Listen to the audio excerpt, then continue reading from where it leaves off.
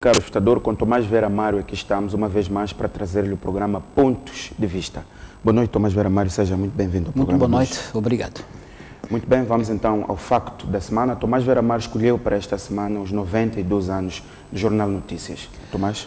Uma vez mais, boa noite. Precisamente hoje, 15 de abril de 2018, a Sociedade de Notícias, proprietária do Jornal Notícias, completa 92 anos de existência.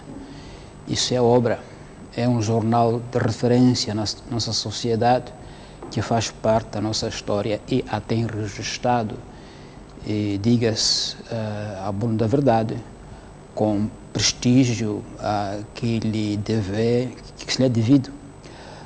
É um jornal de referência nacional que nos tem dado informação ao longo destes anos todos, registrando marcos importantes da nossa história enquanto sociedade e, portanto, merece a nossa saudação e o nosso respeito.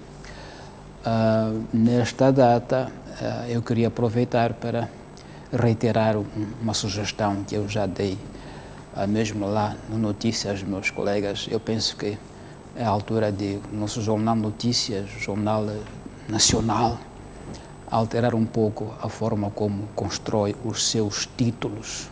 O Notícias ainda constrói os títulos a partir de frases das fontes de informação, sobretudo na primeira página. Penso que o título de um jornal é a súmula jornalística e atrativa do conteúdo da notícia e não a expressão da sua fonte. Faz um pouco lembrar os tempos das palavras de ordem, em que alguma fonte, nomeadamente na área política, fazia um discurso e se extrai do discurso uma frase que era palavra de ordem. Acho que Notícias pode muito bem fazer títulos da autoria dos jornalistas, resumindo a notícia e não extrair da notícia frase da fonte. Esse é o primeiro aspecto. O segundo aspecto tem a ver com a circulação do jornal. Notícias ainda não chega aos pontos mais recônditos do país. Temos estado a notar esse facto em inúmeras ocasiões, mas também, além disso, Notícias tem um problema de circulação em termos de transporte aéreo, cujo custo, neste caso não é só Notícias, todos os jornais, cujo custo é calculado como se calculam quilos de batatas ou de roupa. Já se falou muitas vezes que é preciso que realmente que o transporte dos jornais seja feito como produto de interesse público e não produto comercial, ponto final. E, portanto, ter o porte pago, como em todo o mundo se faz. Mas isso penso que deve ser um trabalho das empresas de comunicação social. Em Moçambique nós não sentimos que os industriais de mídia, aqueles que são os gestores, os proprietários, os PCAs de mídia, têm uma associação própria em cuja sede discutiriam questões como esta, porte, licenças, outras questões fiscais, porque é muito importante que as empresas jornalísticas tenham o seu lugar, por exemplo, na CTA, e ali façam a sua agenda e a discutam como as questões fiscais. Não sentimos que os gestores de mídia aparecem em público como uma classe, porque, na verdade, a mídia é uma indústria como tal, mas quem aparece, geralmente, quando é questão de mídia, são apenas os editores e os jornalistas, que são apenas a parte intelectual da indústria. Os gestores não aparecem, mesmo quando há debates sérios sobre liberdade de expressão, liberdade de imprensa, nós não vemos os empresários de mídia a vir à rua e falarem. Então, eu acho que é a altura de os empresários serem fortes como uma classe econômica relevante e, repito, ter o seu espaço na CTA, discutir questões fiscais como o preço do transporte do jornal, o preço das telecomunicações, outras questões da indústria mediática que eu acho que são cada vez mais relevantes. Então, o Notícias, parabéns, felicitações e ainda longos anos de vida. Muito bem, Tomás, vamos então para os tópicos que selecionamos para o ponto de vista de hoje. Vamos discutir 4 temas, são eles a apreensão pelas alfândegas de Moçambique de mais de 800 peças de marfim no Porto de Maputo, a marcação pelo chefe do Estado da data das eleições gerais, 15 de outubro de 2019, o comunicado do Banco de Moçambique e lá mais para o fim vamos discutir a suspensão do Campeonato Nacional de Futebol, o Moçambola. Tomás, a apreensão de marfins no porto de Maputo, ficamos a saber na quinta-feira através das alfândegas que cálculos feitos indicam que mais de 400 elefantes foram abatidos para que se pudesse extrair as 800 peças de marfim. A minha pergunta inicial é possível alguém colocar mais de 800 peças para exportação sem ter a certeza de que esta mercadoria vai sair do país? Porventura, eu acho que isto não é mais uma matança, isto é uma campanha de extermínio da fauna bravia em Moçambique. Se na fauna há vida e é uma vida coordenada, os animais, as árvores se entendem e se veem como um ecossistema, acho que na selva está-se de luto há muitos anos. 867 pontas de marfim, mais de 430 elefantes exterminados. Não creio que em alguma parte do mundo alguma vez aconteceu uma tal matança. E nem sequer consigo perceber quanto tempo levaram os autores deste crime para massacrar 400 de elefantes. E em que parte do país andaram para o fazerem, até somar este número astronômico de animais mortos na nossa floresta. Não consigo imaginar como isso foi possível. Não consigo imaginar como é possível transportar essas peças de marfim a partir da selva, passando por dezenas de pontos de controle ao longo de tantas estradas e ninguém dar conta. Mais do que isso, chegar a Maputo, empacotar mais de 800 pontas de marfim e transportá-los para o porto de Maputo, não é possível. Alguma coisa tem que ser explicada como deve ser. O que falhou? Fiscalização, controle? Não, eu acho que aqui não falhou. Houve esquemas muito bem urdidos, envolvendo muita gente e gente muito bem colocada em locais estratégicos da nossa segurança nacional. Certamente, não se pode dizer que falhou. Não. Houve uma organização criminosa muito forte que levou esta operação. E por isso mesmo, a mim me espanta que se chegue ao porto e só lá se descubra. E descubra-se aos poucos até chegarmos a 400 de elefantes exterminados. Creio que no fim da linha houve alguma fuga de informação que fez com que o caso fosse descoletado. Não é crível que sejam falhas, não. Eu acho que isto não é falha, isto é um projeto. É um projeto envolvendo as pessoas que deviam controlar, que não controlaram. Não se pode pensar que são 3 ou 4 asiáticos muito espertos que vieram a Moçambique matar elefantes. Os moçambicanos não foram capazes de controlar. Não, há moçambicanos, sem dúvida, de muito alto nível que sabem deste negócio. Não podemos deixar de dizer. Vemos todos os dias relatórios internacionais a dizer em Moçambique há extermínio. Alguns nos dizem, conspiração internacional, as pessoas falam mal de Moçambique, não é verdade. Está aí a prova. Por outro lado, há quem diga que se calhar nem todos os elefantes são de Moçambique, talvez nos países vizinhos. Ainda assim, mantém essa pergunta. Por que vieram por aqui? Como é que passaram das nossas fronteiras? Sim, porque quem escolheu Moçambique para vir para o Porto de Maputo, alguma coisa uma vez nos diz, não, isto não é falha, não. Isto é um plano muito meticulosamente preparado por pessoas que conhecem os sistemas de segurança de Moçambique, conhecem o sistema de fiscalização e, portanto, é algo medonho. E digo mais, dizemos todos, quantos mais casos desses ocorreram e dos quais não houve conhecimento? Temos que nos interrogar, quantas mais centenas de elefantes foram dizimados e cujas pontas, mas enfim, passaram e que nós não temos conhecimento. Portanto, não nos espantemos quando o mundo diz, em Moçambique há massacre da fauna, está aí a prova. Eu até já vi no site uma organização que diz, em Moçambique, parece que a decisão é mesmo que se extermine os animais e as florestas, porque aparentemente as autoridades não têm feito o suficiente para travar a chacina. Isto é um extermínio, não é outro termo, é um extermínio. E como moçambicanos, vamos estar muito, muito envergonhados, muito cabisbaixos. Isto é como se fosse um corpo humano que aos poucos se vê esquartejado. Um dia corta-te o braço, amanhã a perna, depois amanhã a cabeça. Quer dizer, eu me vejo a sangrar como nação, não há outra expressão. Tenho que dizer assim mesmo, porque não sei se há no mundo casos semelhantes, não sei. Então, e o fato de até agora não ter havido ninguém preso também é espantoso. Não nos pode deixar tranquilos, achar que é normal. Não é normal. Não é normal que ninguém até agora tenha sido preso. Não é normal. Porque esta quantidade implicava todas as forças de segurança se mobilizarem todas, sem exceção, e localizar os autores desta matança.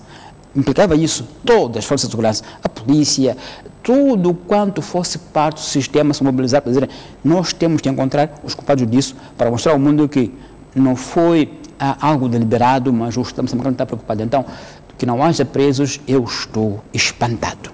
Tomás, há duas questões. A primeira já respondeu, que é o papel das instituições que têm que investigar, esclarecer, mas há a questão sobre o destino a dar a esta apreensão. Geralmente, este tipo de mercadorias é incinerada. Nós temos assistido situações de drogas, produtos contrabandeados.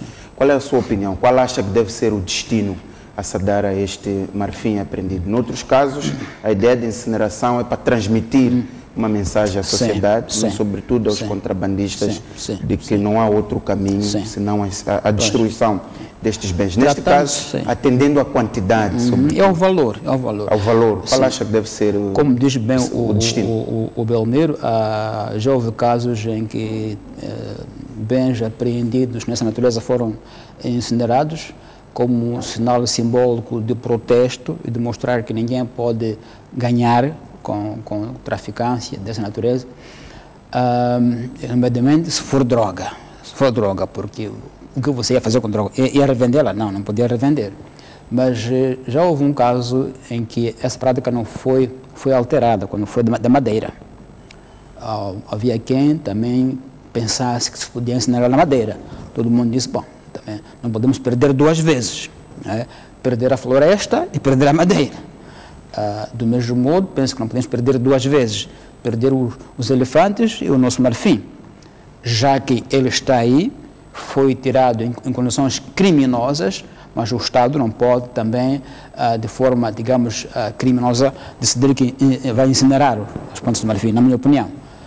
Vamos tirar o proveito econômico possível destes bens, apesar de que há um bloqueio do mercado internacional de compra destes bens. Mas creio que se isso for feito pelo Estado, em circuitos oficiais, pode ser que a proibição mundial da venda de marfim, não conheço a legislação específica, mas pode ser que ela considere que se é um Estado que o faz, e nessas condições de que não é o Estado que dizimou os elefantes, ela apreendeu os elefantes, o marfim, dizimado por criminosos, e, portanto, não está a alimentar o mercado negro do marfim, mas sim está a ter vantagens de um bem que lhe foi expoliado.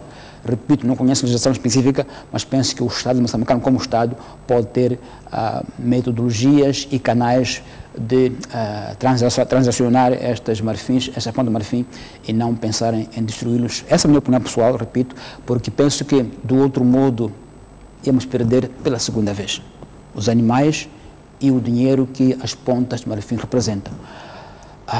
Não faço ideia neste momento do valor deste marfim, mas certamente são muitos milhões de dólares. Certamente.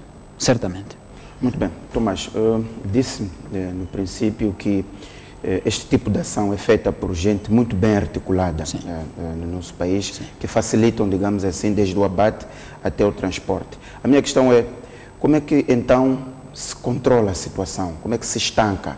Estamos a falar de marfim, no caso em apreço, mas já acompanhamos que em Moçambique já não existem rinocerontes, porque foram todos alvos da caça furtiva.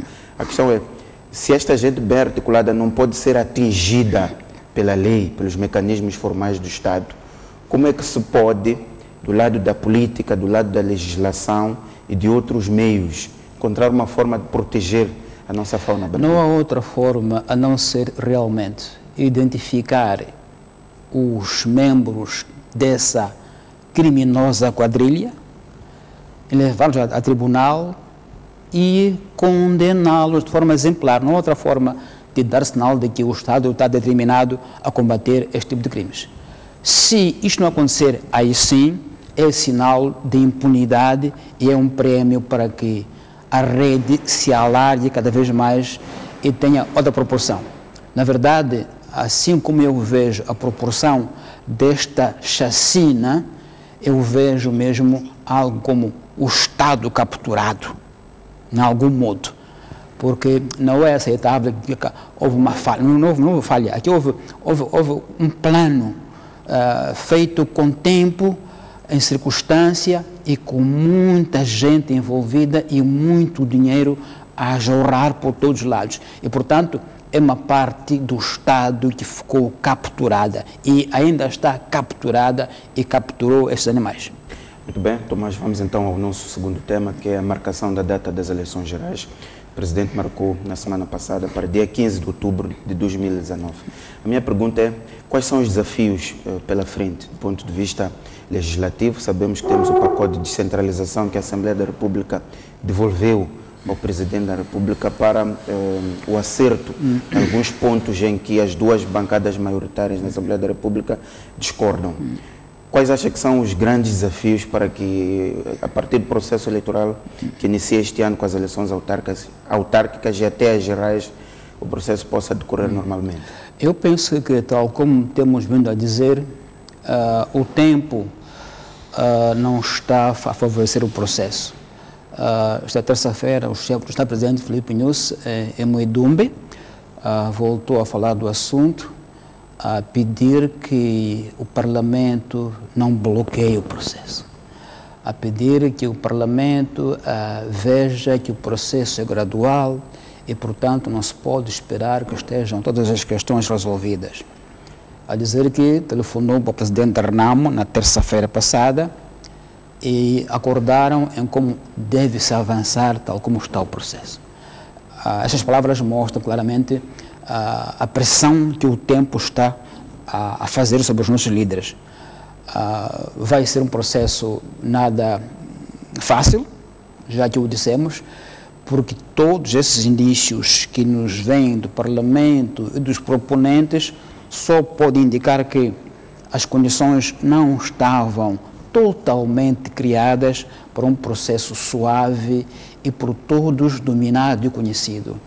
Eu repito o que disse no último programa, teremos de esperar certamente que este pacote, ao ser implementado, conheça um período de convulsões, em que os poderes de uns e de outros não estarão claros para todas as partes, poderá haver certamente conflito institucional, de interpretação da lei, e, portanto, temos que avançar, como diz o chefe de Estado, mas avançar certos de que não estamos todos no mesmo nível de segurança e conhecimento do que se vai passar, sobretudo após as eleições. Mas estão marcadas as eleições porque a lei determina um prazo para as marcar. O Presidente não podia, de forma alguma, violar a lei, tinha que marcar dentro do prazo que a lei determina, e, portanto, é o que fez, e fez muito bem, mas este tom do chefe do Estado, em 2 semanas, primeiro foi em Gaza, agora em Cabo Delgado, de fazer pressão pública e forte ao Parlamento, é indício, claro, de que as diferentes entidades envolvidas não estão no mesmo nível de segurança sobre o que vai acontecer. Mas vejo e entendo que há um fim supremo por trás disto, é a paz efetiva. Mas teremos que esperar certamente alguma dificuldade de interpretação, porque é isto que nos diz o Parlamento quando devolve a proposta aos proponentes, mostra a dúvida de interpretação do pacote. Então, parece-me que é inevitável que avancemos e lá iremos, mas a ideia de que não há conforto ao mesmo nível entre os diferentes partes do Estado, essa ideia está clara.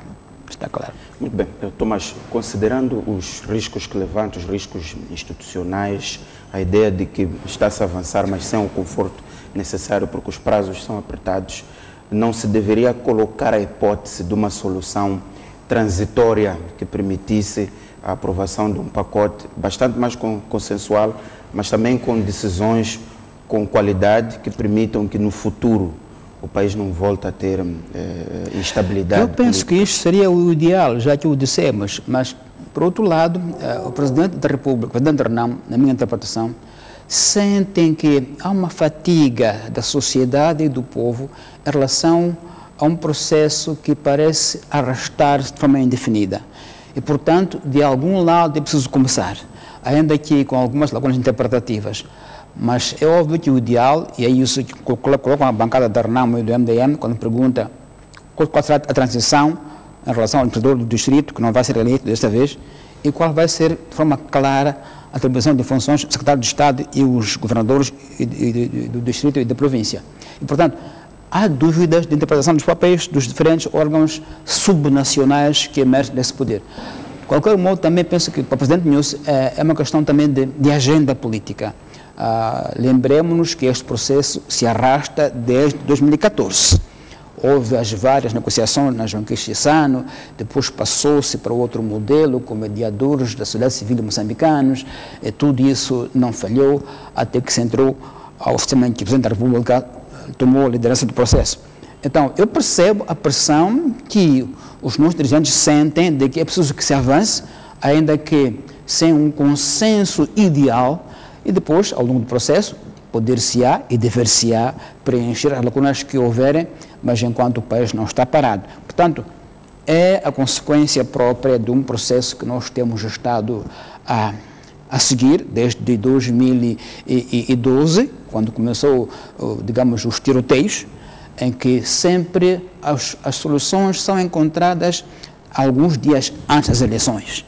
E esta é a consequência. Esta consequência é que temos que acelerar o processo, porque amanhã vamos às eleições. E, portanto, o risco está lá e não me vou repetir sobre isso. Muito bem. Tomás, vamos então passar para o nosso outro tema, que é o comunicado do Banco de Moçambique, mas também algumas declarações que o governador do banco fez à margem deste comunicado. Há dados positivos em relação à economia, a inflação está controlada, as reservas internacionais também estão controladas, o clima econômico é favorável.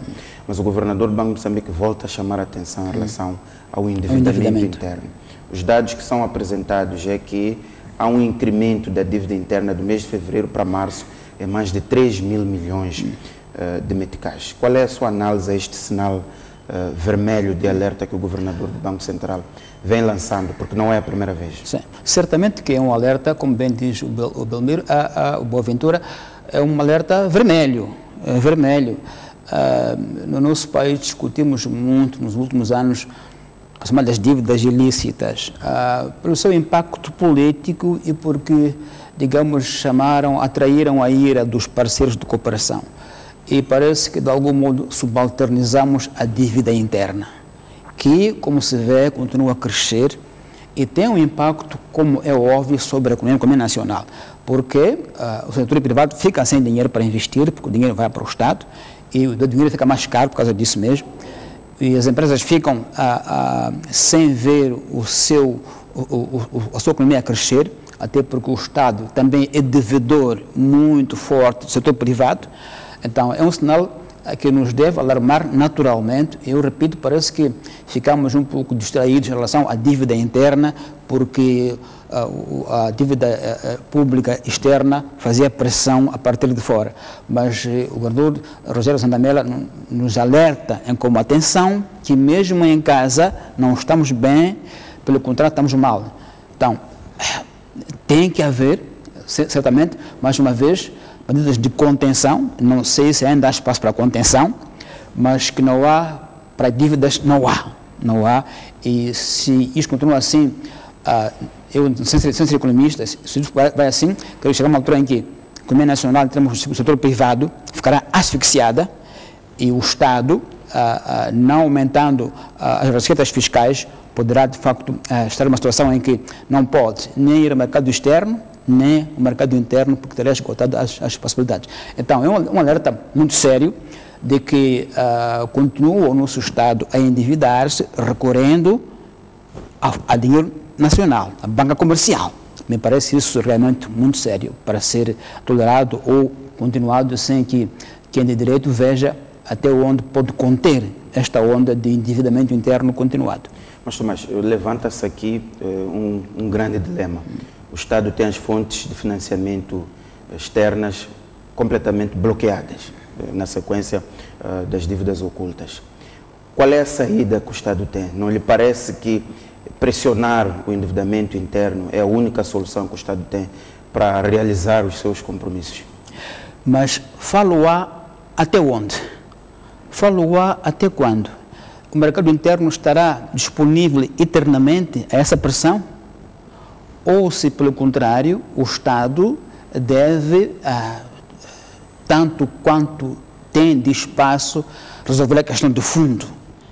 Porque creio eu que, por mais que sejamos resilientes, não poderemos dispensar os da externa, dispensar os parceiros de cooperação. Portanto, tem que haver um esforço redobrado de retomarmos a cooperação externa. Não vejo outra saída. Podemos, e se quisermos ser resilientes até o fim, a consequência é o custo de vida que vai ficar cada vez mais elevado e, naturalmente, que quem será a vítima mais forte é o povo. Então, não vejo neste momento outra saída, digamos, fiável, sustentável, do que procurarmos todas as formas de retomar a relação com o mundo exterior e trazer de volta os parceiros de cooperação. Esta me parece a única saída que nós temos neste momento, porque internamente nada é elasticamente infinito, não é? É como é óbvio. E esta recuperação da cooperação externa passa necessariamente por resolver o problema da dívida oculta? Claro que sim. Há uma série de condicionalismos que os parceiros de cooperação ofereceram ao nosso Estado como sendo estas que levarão a eles a regressarem à cooperação com Moçambique e, portanto, enquanto isso não for acomodado, não creio que possam regressar. É claro que há um certo tipo de fundos que continuam na área social, na saúde. Os fundos setoriais. Setoriais, mas aqueles de apoio direto ao orçamento continuam fora e são essenciais para a economia moçambicana. Então, realmente, o que se pode dizer é temos que esperar e desejar que o Estado se harmonize com os parceiros de cooperação e ultrapasse esta crise. De outro modo, repito, não haverá uma economia que seja elasticamente infinita para o Estado ela recorrer internamente para se financiar. Outro dado também que ficamos a saber há dias são as coimas aplicadas pelo Banco de Moçambique aos bancos comerciais e aos bancos que dominam o nosso sistema financeiro. Sim. Uma nota aqui de destaque é que essas coimas, essas multas foram aplicadas através de leis relacionadas com terrorismo e branqueamento de capitais. O que lhe parece, Tomás?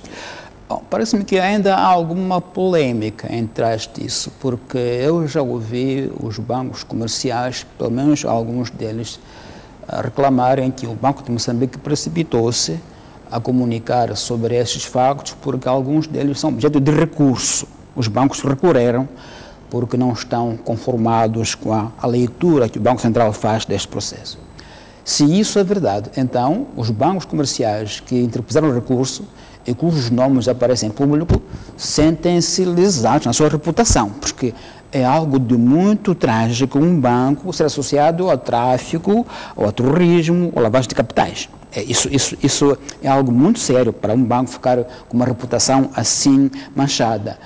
Então, se há recurso em sede do tribunal sobre esses processos, e se isso for verdade, creio que era de bom tom que o Banco Central esperasse pelo veredito final para que os bancos, aqueles que eventualmente fossem ilibados, não vissem o seu nome manchado na praça pública.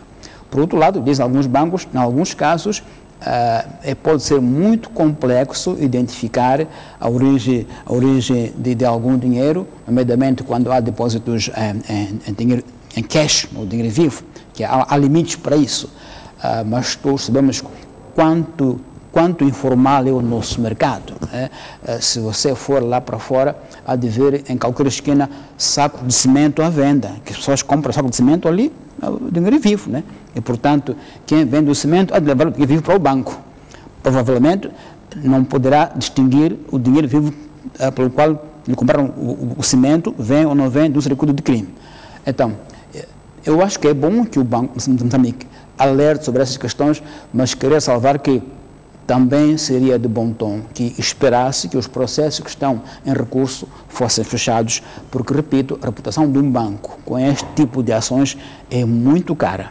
Pode sair muito cara a muitos bancos e, ainda que mais tarde se descubra que não são culpados, já o seu nome está na praça pública e a praça é internacional, não é só dentro de Moçambique, é internacional, porque esses bancos têm ligação com o mundo. Então é uma questão de veras séria que eu acho que deveria esperar ver o desfecho dos recursos interpostos. Muito bem. Um outro ponto anunciado nesta conferência de imprensa pelo governador do banco é a criação de um ambiente para facilitar ou baixar o custo do dinheiro, a taxa de juros. O governador do banco, através da conferência de imprensa, anunciou o corte da taxa MIM, que é a taxa de referência de juros, mas também da taxa de juros da facilidade permanente para permitir o acesso cada vez mais fácil ao dinheiro, quer para as pessoas coletivas, mas também por singulares. E a ideia que o governador transmitiu é que ainda há espaço no nosso sistema financeiro para a redução da taxa de juros. Sim. E isto lembra-nos aquele velho debate de que os bancos comerciais não acompanham o ritmo das decisões do Banco Central. Como não são compulsivas, o Banco Central volta e meia dá-nos esse tom de que devem baixar as taxas de juros. Isso não é a primeira vez, nem a segunda que ouvimos esse tom, mas a banca comercial não se sente, digamos, obrigada a fazê-lo. E por isso mesmo não se sente na banca comercial que os apelos ou as análises do Banco Central se refletem na banca comercial. E, portanto, fica bem ao Banco Central comunicar estas decisões, estimular que aconteça assim, mas não temos razões para pensar que assim vai acontecer, porque assim nunca aconteceu antes. Não é a primeira vez, repito, que o Banco Central anuncia que o clima econômico financeiro é favorável, que os juros podem baixar, mas não tem baixado. Não tem baixado por alguma razão, porque não é compulsivo, acho eu, ou também porque, digamos, a massa que circula de dinheiro ainda não é assim tão volumosa. O Banco Comercial, portanto, não sente que deve baixar os juros, porque ainda assim consegue ter o dinheiro a circular, deve ser essa a razão, mas o facto é que o Banco Central, por mais que tenha estado a dizer, repito, não é a primeira vez, que o clima está melhor, que o juro deve baixar, o juro não tem baixado, não tem baixado. Em algum momento, em algum sítio, alguém vai ter um racional para explicar porque é assim. Mas, de acordo com a informação que circula, podem haver outros fatores que influenciam a constituição do juro. O custo do dinheiro. Um deles pode ser os grandes depositantes. Sim. São eles que, numa negociação com os bancos comerciais, chegam a uma taxa de depósito favorável. Exatamente. E sendo estes grandes depositantes, acabam também determinando... E se não forem muitos, o banco não pode arriscar a perdê-los sob o pretexto de baixar os juros. Portanto, pode ser um dos fatores. Se são poucos grandes depositantes que colocam condições para o seu dinheiro ao banco e o banco sente-se, digamos, manietado, entre aspas, a não discutir muito sobre o risco de os perder, pode ser um dos fatores. Portanto, tudo tem algum racional que tem que ser colocado em público sobre o risco de que ouvimos o Banco Central a dar-nos um tom continuamente positivo, mas esse tom não se reflete quando nós vamos ao banco pedir dinheiro emprestado, não está lá. Então, algo tem que ser explicado para perceber por que há essa dissonância, ou pelo menos falta de harmonia entre o que o banco nos dá, o Banco Central, e aquilo que, na verdade, ocorre no mercado. Até porque a lógica da criação desta taxa MIMO, que é nova, foi introduzida no ano passado, é mesmo para incentivar a baixa, sim. Exato. Tomás, mas já também há indicadores positivos, de acordo com a apresentação do governador do banco. O índice do clima econômico melhorou pelo 6º mês consecutivo, a taxa de câmbio está controlada, as reservas internacionais também estão controladas, a liquidez também do sistema bancário também está a níveis confortáveis. Esta é também daquelas notícias positivas que, sobretudo, sim, mas o setor empresarial. Boaventura, essas indicações positivas são ao nível do controle financeiro, não é? Para o cidadão comum não fazem sentido, percebe? Porque não se refletem no dia a dia do cidadão, não é? Ao nível financeiro, as contas reservadas do Estado, no estrangeiro, tudo muito bem, mas se for dito assim, nesses termos absolutos, pode criar uma espécie de confusão no cidadão, porque ele não sente essas melhorias. Então, ainda não chegaram ao cidadão, são relevantes do ponto de vista do controle financeiro do banco, mas não em termos de custo de vida. O custo de vida do cidadão continua muito alto e não baixou. Pelo contrário, ainda há pouco tempo houve o incremento do custo do transporte público e, portanto, é bom sempre se colocar essa relativização dos relatores do Banco Central em relação àquilo que é o impacto no dia a dia do cidadão. Muito bem. Tomás, vamos a outro tema que também está a marcar as notícias e a discussão pública no nosso país, que é a suspensão do Campeonato Nacional de Futebol 2018. A Liga Moçambicana de Futebol diz que não tem condições financeiras para continuar com o campeonato, diz que contactou todos os intervenientes, as empresas, os parceiros, o próprio governo, mas também tentou negociar com a LAM a isenção da taxa de combustível para facilitar a viagem dos jogadores e ainda assim a negociação não fechou como se esperava e suspendeu-se o Moçambola. O que isto lhe parece, atendendo à ideia de que o Moçambola, acima de tudo, é um elemento de unidade nacional, tendo em conta que congrega todo o país durante, enfim, as suas competições? Sim. Antes desse elemento, Boaventura, eu queria ir do outro lado. Todos, salvo seja, muitas pessoas reclamam, e com razão, sobre uma LAM ineficiente, uma LAM que não tem aeronaves suficientes, que não cumpre os horários. Mas esta notícia da Liga Moçambicana de Futebol, que deve à LAM 90 milhões de meticais, nos faz pensar sobre por que a LAM está tão mal. Se a Liga deve 90 milhões de meticais, deve ser apenas um dos muitos devedores à LAM. E esses muitos devedores da LAM reclamam que a LAM não funciona bem, é ineficiente, mas como é que uma empresa pode funcionar bem se uma única entidade lhe deve 90 milhões de meticais? Não é possível. Então vejamos também a questão desse lado. Digo isso porque é muito frequente, é quase diário que a gente vê nas redes sociais pessoas que reclamam que LAM, mas se calhar nos falta esta parte de as entidades que devem milhões e milhões, até no Estado moçambicano, que deve milhões e milhões à LAM. Isto afeta a LAM, sem dúvida nenhuma.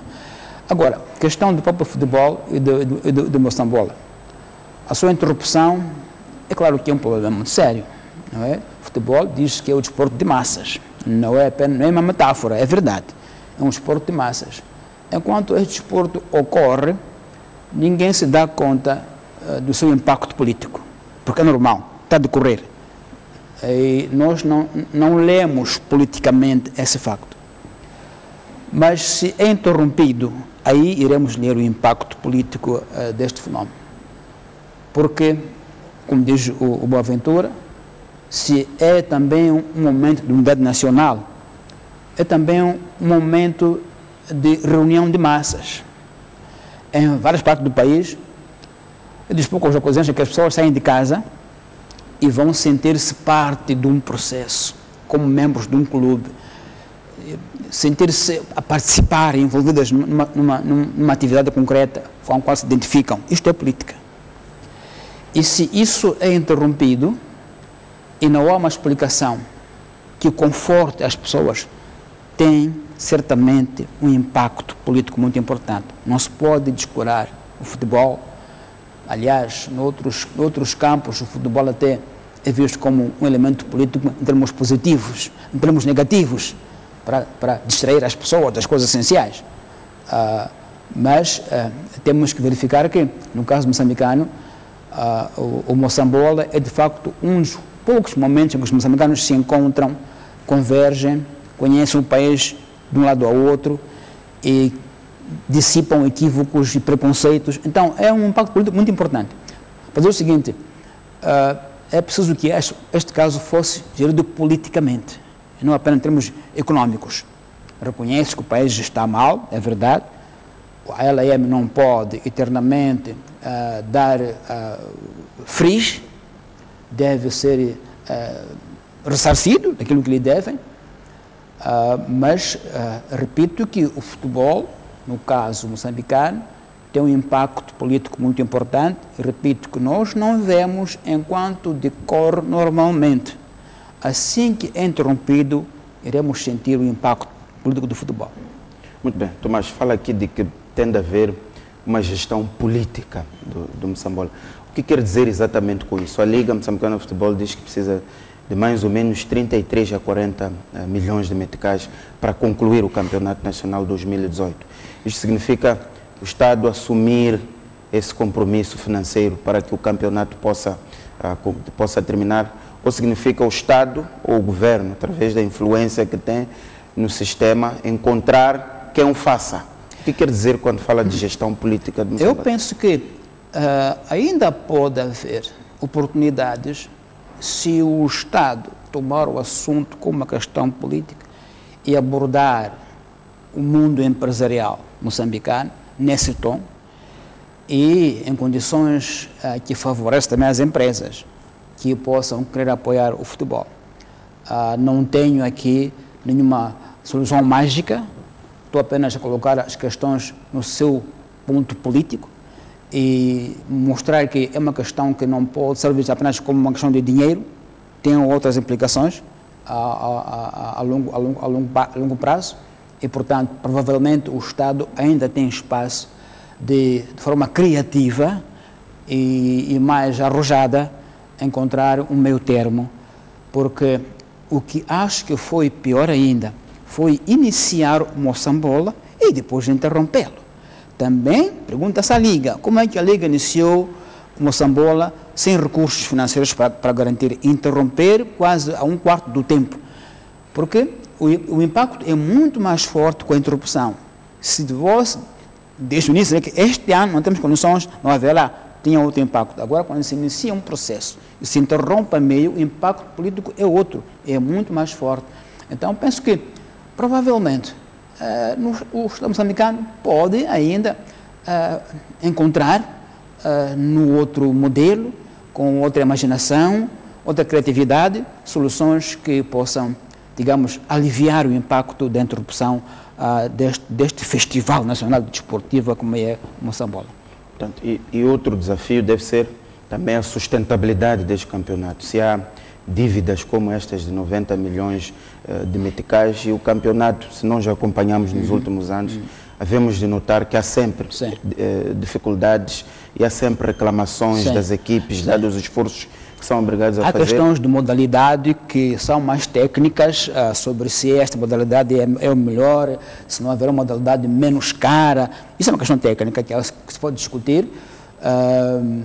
Acho que sim, pode-se encontrar uma forma de aliviar o custo, procurando várias alternativas de modalidade, não sei.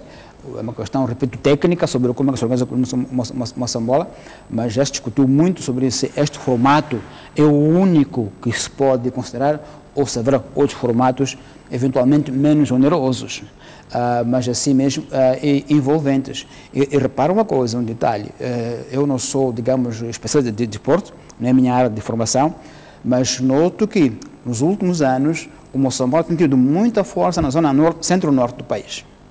Tem muita força, há uma deslocação, sem dúvida, centro-norte do país. Isso é notória também pela presença massiva dos adeptos, alguns deles muito ferrenhos, até agridem árbitros, mas mostra o aficionismo que há no centro-norte neste desporto. E, portanto, uma vez mais, uma questão de unidade nacional que tem que ser acautelada da minha perspectiva. Muito bem, Tomás, vamos então para o nosso último tema. Acompanhamos nos últimos dias notícias a nível internacional, sobretudo a mídia sul-africana, a indicar a entrada de extremistas islâmicos em Moçambique, na ideia de que se está a formar no nosso país grupos jihadistas ou outros grupos islâmicos, mas com tendências para a instabilidade. A nossa polícia rapidamente ontem deu uma conferência de imprensa a dizer que esta informação é falsa. Lembro-me que já fez uma chamada de atenção em relação aos fake news, Sim. em relação às notícias falsas, sobretudo estas que circulam nos mídias sociais, nas redes sociais, dando conta de uma e outra situação em relação ao país. Mas especificamente este caso, tendo em conta que são mídias tradicionais cuja o tratamento que se faz à notícia, o primeiro tratamento é o apuramento e a busca do contraditório. Portanto, qual é a sua análise? É isto? Isto pode ter algum cunho de verdade ou não?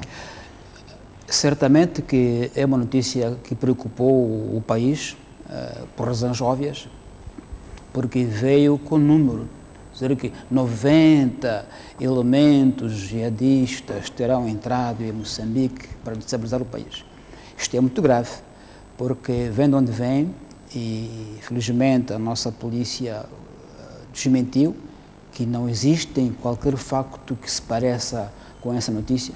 Mas me parece que há uma tendência cada vez crescente, a partir do exterior, de lançar sobre Moçambique notícias graves e falsas, que procuram dar uma ideia de que algo de trágico vai acontecer ou está a acontecer em Moçambique. A questão dos fake news é bom ser tida em conta e com seriedade. A própria União Europeia já criou uma comissão para discutir o fake news que está a colocar a Europa desestabilizada. Notícias falsas, com uma construção técnica verossímil, mas que não tem fonte e ninguém comprova a sua verdade, a verdade dos factos aí alegados. Ainda há uma semana circulou uma notícia que atribui ao professor Thomas Hausen, da Universidade de Unissa, em Pretória, a declarar que o gás de Moçambique, em Palma, não terá mercado porque o mundo está cada vez mais a abandonar o gás, usar energia para mover viaturas. E eu me interrogava, neste momento, o consórcio de empresas que estão em Palma estão a mobilizar 30 bilhões de dólares para montar infraestruturas. Esse consórcio é feito de bancos, empresas de seguro, especialistas, todos esses não sabem que o gás não terá mercado.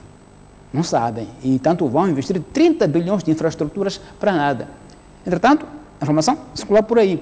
Então, acho que há uma espécie, não diria conspiração, mas é uma vontade qualquer que vem de algum lado de colocar uma nuvem escura sobre Moçambique em relação àquilo que são as suas hipóteses de desenvolvimento. Esta questão de jihadistas foi a última que apareceu, mas tem vindo outras. Há pouco tempo eu falava aqui de imagens que diziam que eram de grupos armados moçambicanos. Na verdade, eram imagens do Congo Democrático, eram imagens de outras partes do mundo, que alguém põe no WhatsApp e depois dali jornalistas preguiçosos ou mal intencionados reproduzem na imprensa convencional e fica a verdade. Mas é muito preocupante. Sobretudo, o que deve ser dito é que a nossa imprensa deve ser cada vez mais atenta a não reproduzir essas informações sem primeiro verificar o mínimo possível da verdade dos factos alegados, sob o risco de destabilizar e que era um pânico artificialmente inventado, como parece este caso, porque imagina o impacto desta notícia de jihadistas para os investidores.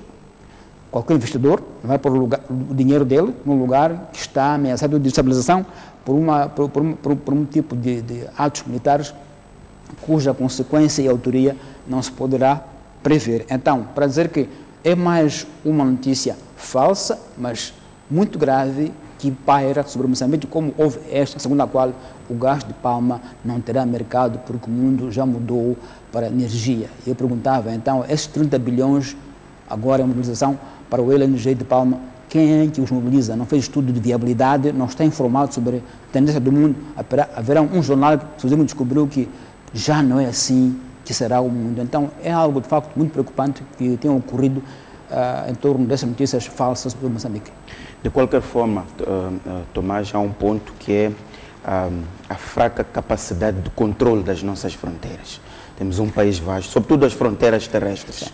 Se sendo ou não verdade, mas estas notícias bastante recorrentes, mas também aquilo que nós temos acompanhado em relação à afluência de grupos extremistas nos vários países, despertam para a necessidade de uma maior fiscalização ao nível das fronteiras. Eu penso que as pessoas que criam essas notícias partem desse princípio, de que não é improvável que Moçambique entrem, até porque tem fronteiras muito porosas, muito longas, com países mais ou menos afetados, como a Tanzânia, a Somália. Então, eles partem desta leitura geográfica porque é verossímil que isso aconteça. Então, cria essa notícia na base de que Moçambique é um país que pode ser alvo deste tipo de situações e logo ocorrem. Quando não ocorrem, é verdade que temos um país com fronteiras porosas, muito longas e vulneráveis, ou vulnerabilizadas, como é o caso do Marfim, porque não acho que é porque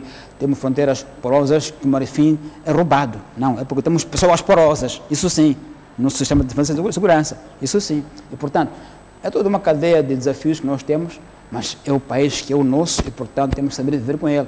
Mas alertando que a questão do fake news é uma questão muito séria, que deve ser tomada com devida atenção, isto é, cada vez que apareça, quem de direito deve, de forma imediata, dizer assim, não é verdade, sob o risco de se propagar e ficar uma verdade, porque saiu no jornal ou na televisão. Como eu digo, mesmo a Europa está alarmada com fake news. Muito obrigado, Tomás Vieira Mário. Caro telespectador, fizemos assim os minutos do programa Pontos de Vista. Até o próximo domingo.